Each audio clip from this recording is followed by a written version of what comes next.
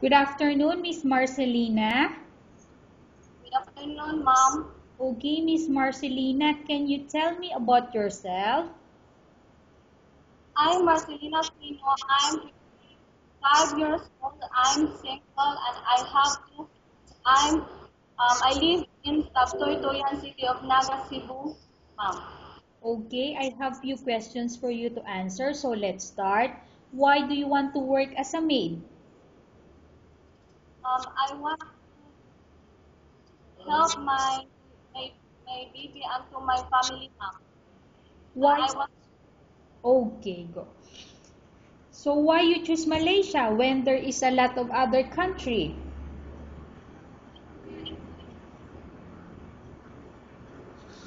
Marcelina, can you please repeat your answer?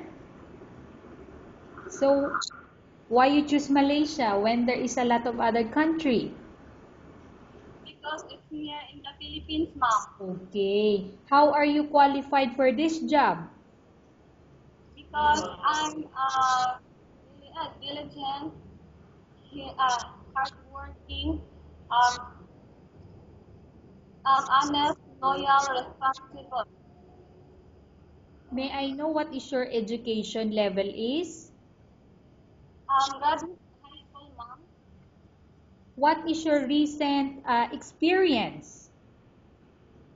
I'm a sales assistant or sales clerk, ma'am, and I'm a customer. Have you worked abroad before? No, ma'am. Do you have experience of taking care of baby? Yes, ma'am. And whose baby you are taking care of before? Okay, so how old are your babies when you take care of them? Since when I work, ma'am. Since newborn. Yes, ma'am. Okay, what about elder? Do you have experience? Yes, ma'am. So how old is the elder that you are looking after before? 70, ma'am. Okay, so whose elder is this? Is this your parents or grandparents? My grandmother, Grandmother. Do you have any other special skills? yes, ma'am. I'm sorry? What is your specialty? What is your expertise? I cooking, ma'am. Okay. Are you willing to learn new skills? Yes, ma'am. Are you willing to work with a family where the mother-in-law or any relatives stay together? Yes, ma'am. Currently, are you still working now? No, ma'am. Do you know how to cook? Yes, ma'am. What sort of food can you cook? Adobo, ma'am, fried pig, um, fried fish. So all these are Filipino dishes, correct? Yes, yes, ma'am. Are you aware that you will have to do washing, cleaning, ironing, and cooking? Yes, ma'am. From all the house chores or household works, such as washing, cleaning, ironing, and cooking, which do you like most? Cleaning, ma'am.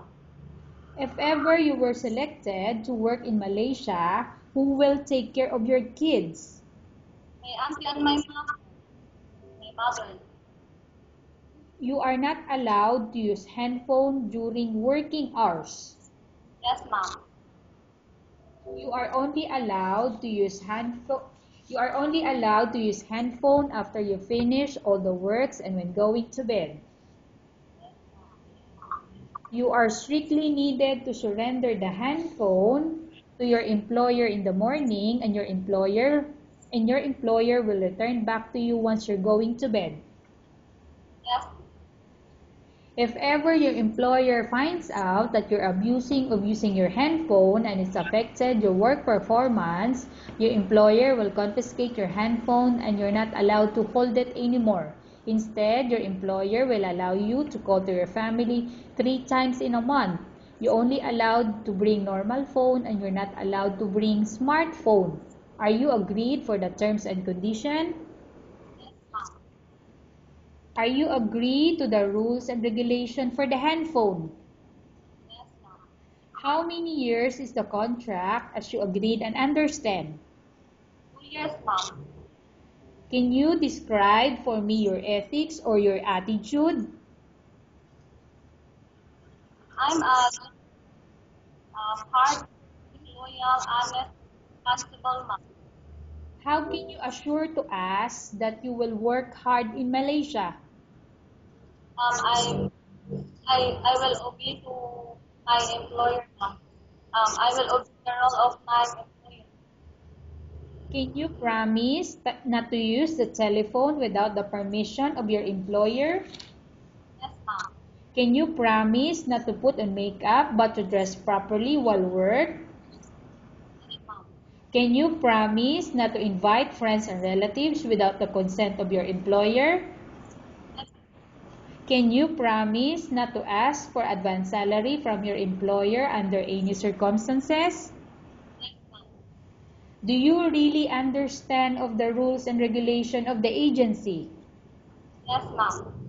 Do you pay any placement fee for you to come to Malaysia to work as a maid? No, ma'am. Do you have any history of sickness, example breast cancer or any illness? No, ma'am. Do you suffer from any skin diseases, allergy or physical defect? No, ma'am. Have you suffered from any serious illness? No, ma'am. Have you undergone any operation? No, ma'am. Are you medically fit? Yes, ma'am. Are you in any medication? No, ma'am. Are you allergic with any food? Ma'am. Are you prepared to work for the employer of any race? Yes, ma'am. Are you prepared to eat the type of food taken by your employer? Yes, ma'am. Are you afraid of being left alone in the house? No, ma'am. Are you afraid of dogs or other pets? No, ma'am. Can you promise to work according to instruction from your employer? Yes, ma'am. Do you have any immediate family working in Malaysia? No, ma'am. Okay, Miss Marcelina, we have finished our question section. Let's go to case study. I have a case study for you and I want you to answer me truthfully. Upon arrival in Malaysia within 6 months, if ever any of your family members pass away, what will you do? Will you continue to work till finish your contract or you will go back? I will finish my contract, ma'am. Tell us about yourself and why do you want to work in Malaysia as domestic helper? I'm a responsible, hard, honest, loyal mom. Okay, Miss Marcelina, what do you want to tell to your employer who watching your video? Sir, mom, please choose me because I'm honest, responsible, loyal, and hardworking. Okay, thank you very much, Miss Marcelina. We will update to your agency if there's any selection made by the employer.